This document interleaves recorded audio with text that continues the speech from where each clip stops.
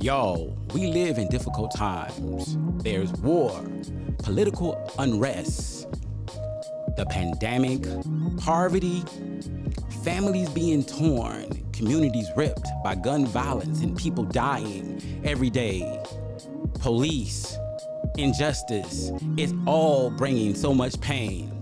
But y'all, we can look inside our minds and we can understand who we are, become better, and do this thing like we've never done it before.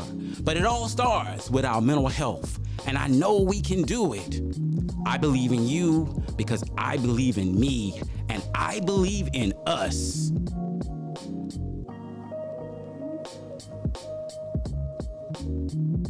Let's talk about perception, because when people tell me they have issues with communication, I want to go to perception. How do you hear what I'm saying?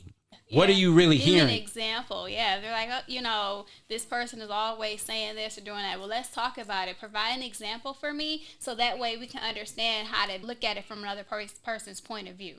Right. So, exactly. So, if I tell you I don't like hot dogs, you hear I don't like hot dogs when you cook them.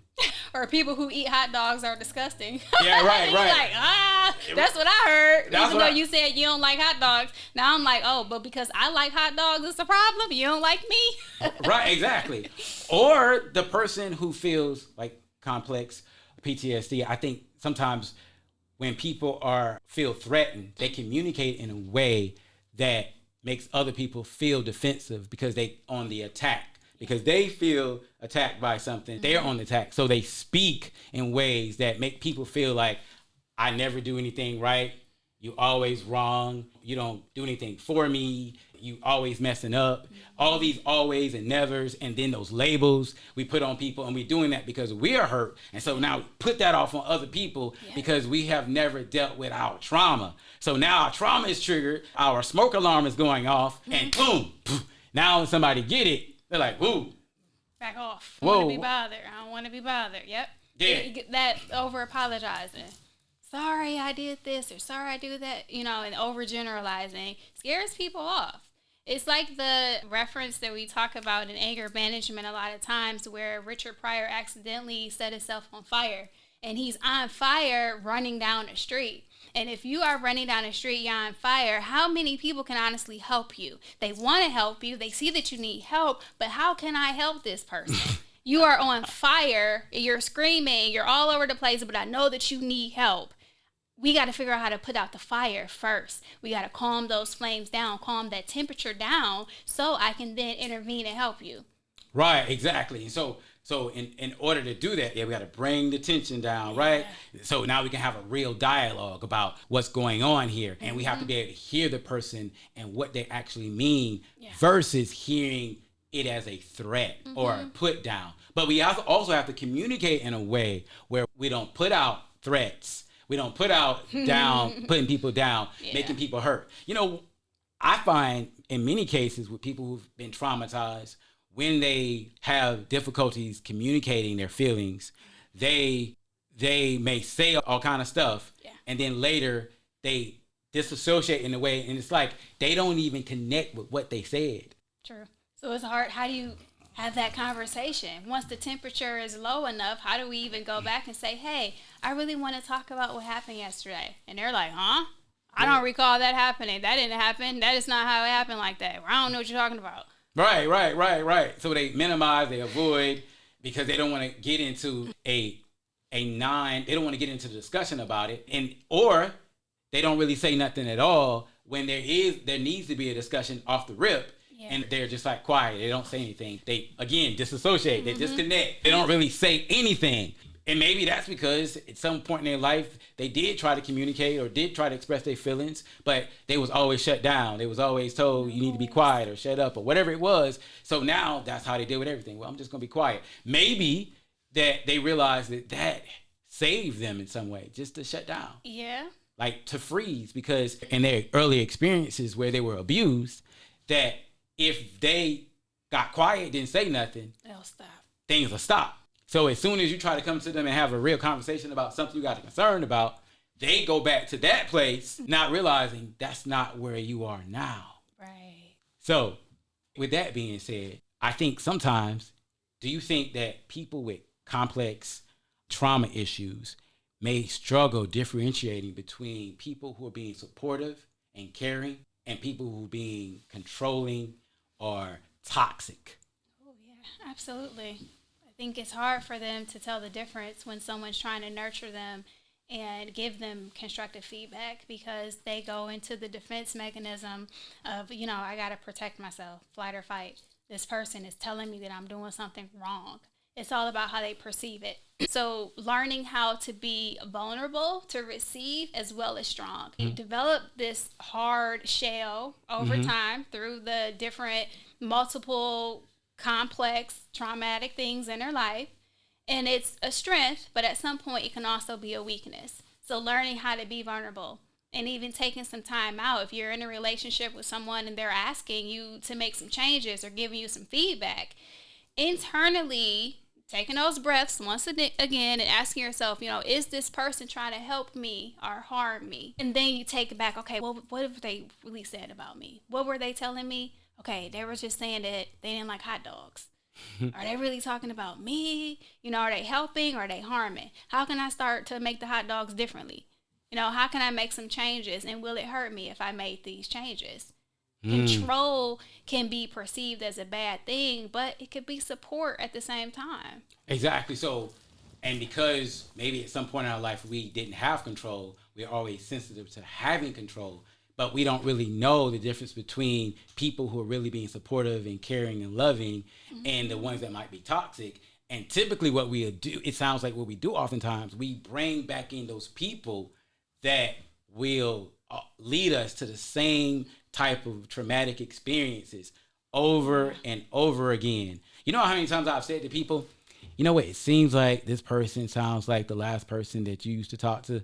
Wow, the cycle just continues. I say it seems, they might be a little different, but it's the same thing. Same concept, same experience, bringing on the same emotions. Yeah, different people. So I think when people struggle with complex PTSD, they also struggle with they want to have control. So what happens is that they tend to gravitate towards things that they understand, which makes them familiar, which then they feel like they have more control because it might be more like a project. And let me say this, people do this project thing. We'll see red flags. Yeah.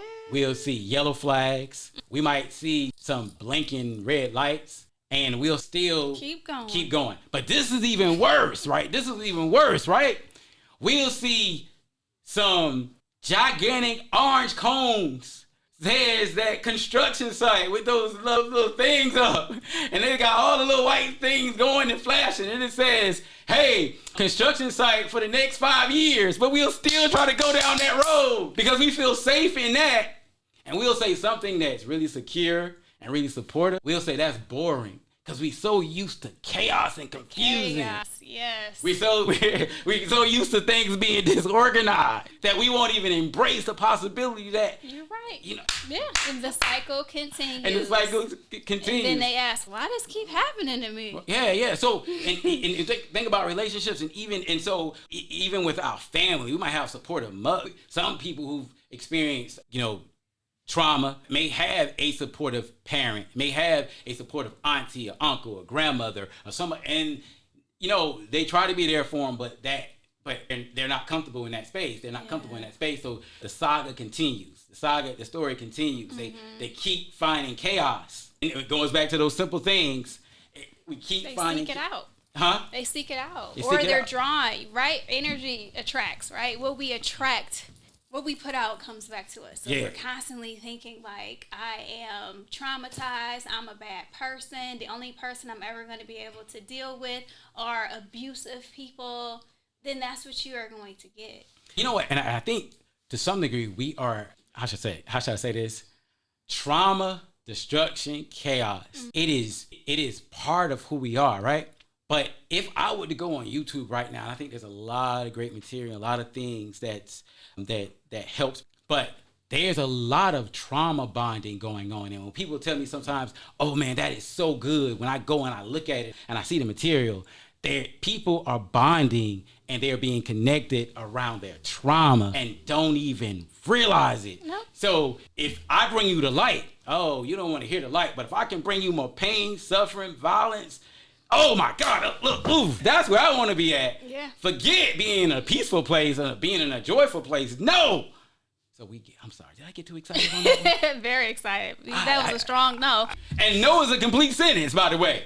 So yeah, we get in this place and we get pulled into that. We move to that and not realizing, look, all this is doing is speaking to your trauma. Yes, it is. It's nurturing the pain. It's nurturing the pain. It's just reinforcing it. Yeah, I'm validating it. And so we engage in experiences that keep reinforcing our trauma versus moving towards experiences that's actually going to help us come towards some change. Yeah. But we keep framing our reality in such a way that we can't move in that direction.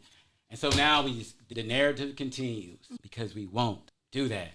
Or can't. I don't think it's a decision of won't. I think some people have inability. So they're still in the cage. I'm sorry. They're still in the cage. I can't get out. I'm trapped in this cage. And we're like, well, the door is open to the cage. Why haven't you hopped out? Because I'm afraid. I don't think that I can do it. I don't feel like I deserve happiness. I don't think I deserve security and safety. I am used to being locked in this cage. This is familiar and this is safe. And anything outside of that, I'm afraid and I don't know what to do with it. All right. You know what? When you say that, it makes me think. I remember when I first started my practice. And then I started getting some motion with it. Like people was starting to come and I was starting to see the fruits of my labor. And I'm like, oh my God. And I remember sitting out in my car in the parking lot feeling like an imposter, like I wasn't supposed to be here, like I was waiting for crap to hit the fan because I wasn't supposed to be this person in this good place. We started off talking about hope a little bit, and I think oftentimes when we are struggling with our trauma, we've gone through this story. We talk about Black paranoia all the time, and this idea that we should always be going through stuff, looking for what's next. What's next? Something gonna fall. I got to be ready, right? Mm-hmm. So if things are good, we don't know how to embrace it because we're always thinking on some level that we should stay and be where we've been. Stuff about to hit the fan. Hey, I'm going to be ready for it. I'm waiting for it. Come on, I'm just ready for it. So we can't embrace where we at. In the moment. It's more power in the present moment. You got to be in the moment and accept that good things can happen to you. You deserve to be successful. You deserve to be happy. You're not all the things that already happened to you. And being comfortable with feeling that way for a minute, right, with our emotions, but that level of anxiety that you had about, am I doing enough to be successful? Am I supposed to be here? What's about to happen next? That gives you the drive to keep pushing forward and to know I'm beyond where I was prior to this. Exactly. I'm successful. I'm moving forward. And if it feels good, I'll keep going. If not, if it's making me too anxious to build and keep going, then I'm going to stay right where I am because I'm at peace and I'm okay. Yeah. And I think in that regard, I think we also should understand that in our relationships that we are worthy and deserving of good. And when we see it, it's probably going to be different from what we are familiar with. Sometimes to get what we want, we have to go away from what we thought and what we experienced. We can't be the person we was. We have to look outside of that. But if we keep that same mentality, that same experience, then we can't expect for things to be different. Yes, you cannot heal in the same places that you were broken. You have to step out and start doing something unfamiliar and new. Right. I love that. You cannot heal in the place that you were broken. You have to, what'd you say? I don't even remember. What did I say, y'all? I said you got to be comfortable with growing and moving out of the normal. We got to grow. We got to push forward. Exactly. So, I think, with relationships, we have to be willing to do that. And we have to decide that, and it's hard when we've been, traumatized to think about this. We're saying a lot of things. And when people have been traumatized, I think it's important that they have an opportunity to hear the things we're talking about. But also it's important that they begin to develop coping strategies and using interventions to help them not only from the top cognitive from their head to their toe, but also from their toes to their head to help balance themselves out. Because I know sometimes I feel like when people have been, traumatized, it's hard for them to hear. They can hear intellectually, but to really hear and act and on things, they also have to engage their bodies in the process. Yes. So they can actually get better at doing what they need to do to improve their quality of life. Remember, I think as I said in the last one, we have to self-care. Yes. We have to self-determine. We have to self-love. And we have to self-act in order to drive our car where we're trying to go. So we can reframe our reality and have a different type of experience. But if we still driving that car on those rims, we're going to be moving with a whole lot of friction and going nowhere fast. Listen, you want to say anything else on this, Niesha? No, I think we covered it. Listen, if you liked this episode, I would want you to go down to the discussion box, add your comments and questions, because y'all, we got some more relationship stuff coming. So if you got ideas on it, hey, shoot it to us. Like us and subscribe. In our next episode, we'll be talking about some things we can do to help us overcome our trauma so we can live a better, more healthy life. I'll see you in the next episode. All right. Thank you.